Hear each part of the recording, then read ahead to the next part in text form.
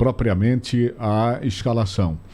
Ô Boris, no caso do esporte, você ainda há pouco estava falando um pouco da escalação, mas destrinchando melhor esse detalhe, eu acho que se hoje existe um jogador incontestável para assumir uma titularidade nesse time do esporte, é esse garoto chamado Pedro Lima. Exatamente. Esse rapaz tem demonstrado de evolução, é impressionante. Acho até conversava isso com o Igor antes da partida anterior contra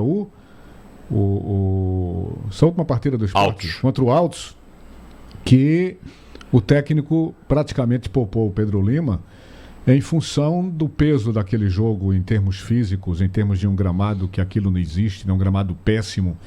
Acho que ele poupou o menino em função disso e botou um jogador mais pegador, que é o Lucas Ramon. Mas acho que ele tem lugar garantido nesse time. Vejo o esporte, todo mundo vê, claro, né? Com 1000 opções aí para botar no ataque. É a escalação Papai Noel. Até porque o esporte investiu muito esse ano em centroavantes, em jogadores de ataque e tudo mais. Para você ter uma ideia, dos 16 jogadores contratados pelo esporte, você tem 8 ou 9 atacantes, é muita gente. Não é? É o Lucas Lima, é o Gustavo Coutinho, é o Romarinho, Arthur Caíque, é o Tite Ortiz, Zé Roberto, o Arthur Caíque e o Pablo Diego, são dois jogadores que, na minha opinião, não desabrocharam. Mas o Arthur Caíque, ele veio como peça de reforço, né? Ele ainda pode desabrochar. Como o Romarinho, sim, que mas também ainda não apresentou pode. aquilo que pode apresentar. Exatamente. E olha que a gente está dizendo, não pode apresentar aquilo que pode apresentar. É diferente você dizer, o cara não está jogando nada, tem que descartar, já fez, né? É diferente. Mas diga aí, Boris, como chega esse time, como pode ser esse time? Na minha opinião, antes de você se antecipar, eu acho que o time vai ser basicamente aquele que jogou contra a equipe do Fortaleza, à exceção da possível não participação do Thierry, que provavelmente não joga. Tá. Mas eu acho que o resto do time basicamente vai ser aquele time contra o Fortaleza. Então, Kaique França, o Pedro Lima, que é incontestável. Pode ser que o Lucas Ramon, estou querendo chamar o Lucas de Lucas França. O Lucas Ramon, ele pode estar numa condição física melhor, mas eu acredito que a posição realmente seja do Pedro Lima, o Alisson Cassiano, o Luciano Castanho, o Felipinho. Aí vamos lá. Felipe, Alan Ruiz, Fabrício Domingues, Barleta, Gustavo Coutinho, tira o Romarinho e coloca o Lucas Lima. Exatamente. Eu penso assim. Eu acho que se tiver que tirar alguém ali na frente... Isso é o que a gente conversou, inclusive no intervalo. Porque se existem 2 jogadores hoje de escalação incontestável, você falou o Pedro Lima. Eu falo o outro, que é o Christian Barleta. Entendeu? É incontestável. O Barleta se escalou, né? O cara chega na estreia, faz um gol e dá uma assistência. Chega no segundo jogo, faz 2 gols e toma conta do jogo. Foi o melhor jogador do time. Então esse cara se escalou. Vai tirar quem? Romarinho, pra mim, é um grande jogador? Mas não tá jogando nem 60% do que pode. Então eu acho que o time ficaria sem o Romarinho e com o Barleta, na minha opinião. Aí você tem que você pode colocar o Felipe, o Alan Ruiz, o Lucas Lima, como terceiro homem de meio campo, o Barleta, mas o Fabrício Gustavo Domingos Coutinho não pode ficar de fora, não. Pois é. O Fabrício Domingos jogou muita bola contra o Fortaleza. Impressionante. Impressionante como jogou bola aquele cara. E aí ele tá recuperado. Ele teve uma pancada no treino, já tá recuperado, não tem problema nenhum. Então pode ser esse o meio de campo mesmo. Felipe é o meio de campo que você constatou na partida contra o Fortaleza. O Felipe, o Alan Ruiz e o Fabrício Domingues, com o Lucas Lima fazendo um falso ponta esquerda, o que aliás ele gosta de fazer. Agora, Igor Moura, a gente sabe de qual é salteada a escalação de Santa Cruz. A gente que eu digo, principalmente os torcedores do Santa Cruz. Tirando algum problema físico, algum problema de lesão, o time é aquele que todo mundo já sabe, né? Problema de lesão tem. Já está confirmado. Rafael Pereira está fora. Lesão grau 1 na musculatura da coxa direita. Começou a dar voltas através do gramado, em volta do gramado, para ser mais exato, desde ontem. Acredito que ele vai ter tempo hábil de recuperação até o jogo do outro sábado, o jogo da volta da Arena de Pernambuco. Esse não, tá vetado. A aposta, Ítalo Melo, que entrou naturalmente no lugar do Rafael Pereira no segundo tempo do jogo diante do Central. Ano passado foi titular durante toda a temporada. No mais, é aquele time que você acabou de dizer que a torcida sabe de cor e saltear, tá na ponta da língua. William Assman no gol, Totti, Paulo César, Ítalo Melo, Juan Tavares, Lucas Siqueira, Caio Melo, Matheus Melo, João Diogo, Thiaguinho, Pedro Bortoluso. Detalhe que a família Melo tá em peso amanhã no time do Santa, né? Ítalo Melo, Caio Melo e Matheus Melo. Agora, claro que fica uma pulga atrás da orelha em duas situações. A primeira, o João Pedro é um jogador que agrada muito o Itamar. O João Pedro é um atleta que surgiu muito bem no Fluminense, muito técnico, canhoto, só que na carreira dele, em parte da carreira dele, teve problema com peso.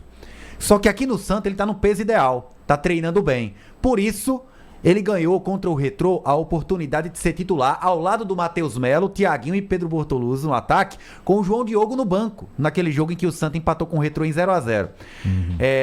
Então fica, quer queira ou não, aquela pulga atrás da orelha para saber, será que o João Pedro entra no lugar do João Diogo como aconteceu naquele dia? Eu particularmente não acredito. Eu acredito que o João Diogo vai ser titular. Acho que ele vai manter o mesmo time. Isso. E outra situação que muita gente fala, olha, o Gilvan tá voando. O cara não tem nem 2 jogos completos com a camisa do Santos, já tem 3 gols aí. De fato, o Gilvan tem um aproveitamento altíssimo.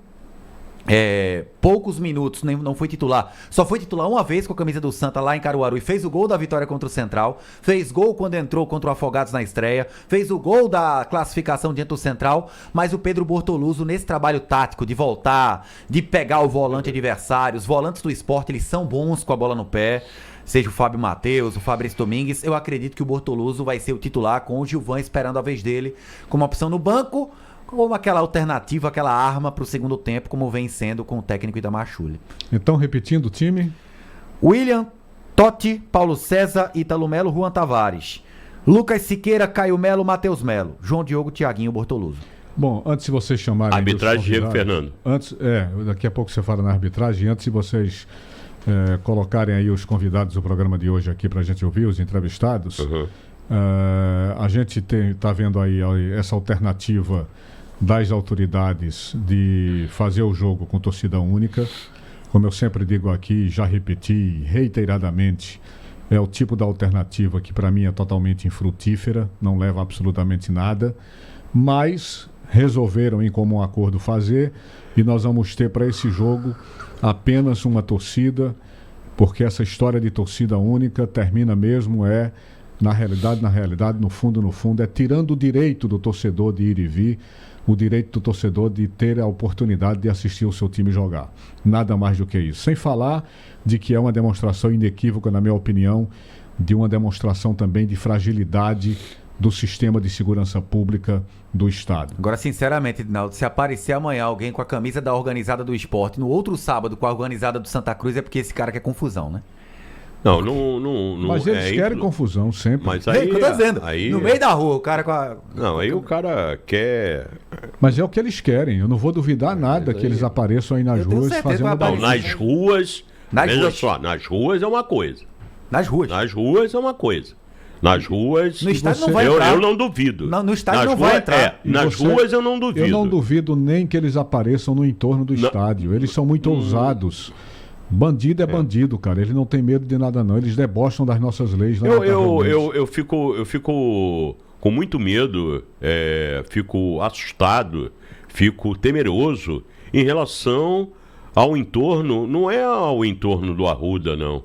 São nas estações de metrô, são nos pontos de ônibus. É onde eles atuam, locais que todos nós sabemos. Todos nós sabemos. Macaxeira, Ibura, PE15, Caxangá, todos seja com torcida única, torcida mista, eles aparecem para bagunçar, lamentavelmente. Mas esse é um detalhe que eu queria colocar para vocês, antes de vocês chamarem aí os entrevistados, até que ponto jogadores profissionais como os que temos hoje em Pernambuco, especificamente nesse caso de Santa Cruz e Sport, ainda podem ser influenciados para o bem ou para o mal com um público de quase 40 mil torcedores dentro do estádio. Eu vou dizer uma coisa. Ontem eu tive a oportunidade, prazer de fazer o Santa Cruz. Igor estava de folga. Eu ouvi o Totti. Ele falou que isso não é coisa para jogador tratar. O jogador tem que ir e jogar. E quem está falando é um jogador cascudo. Evidentemente, o Santa Cruz, e o Igor analisou muito bem isso, no jogo contra o Central, a perna pesou, tremeu por nervoso, porque muitos desses jogadores não enfrentaram um outro time com público de 40 mil no cangote, sussurrando e gritando. E aí é a questão que o Igor vai comentar do time do Santa Cruz. Eu só estou falando o que eu ouvi do Totti, que o Igor também ouviu. Em relação ao Sport, convenhamos que o time do Sport, esse que nós escalamos aqui, é muito cascudo para se assustar com um público tamanho. Então isso não vai pesar? Não, na minha opinião não. Até que ponto isso pode pesar para um time como o Sport, meu caro Igor Moura?